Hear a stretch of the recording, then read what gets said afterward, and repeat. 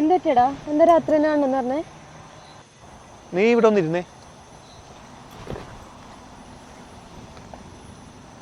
നീ ഇത് കണ്ടിട്ടുണ്ടോ?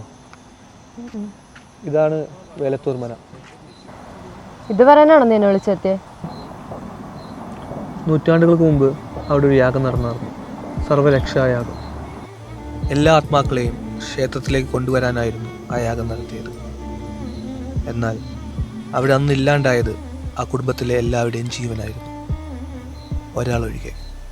മാണിക്യമോതിരം, അത് കയ്യിലുള്ള ആളെ ആർക്കും ഒന്നും ചെയ്യാൻ കഴിയില്ല. ഇതൊന്നും കേൾക്കാൻ എനിക്ക് ടൈമില്ല, എനിക്ക് പോണം.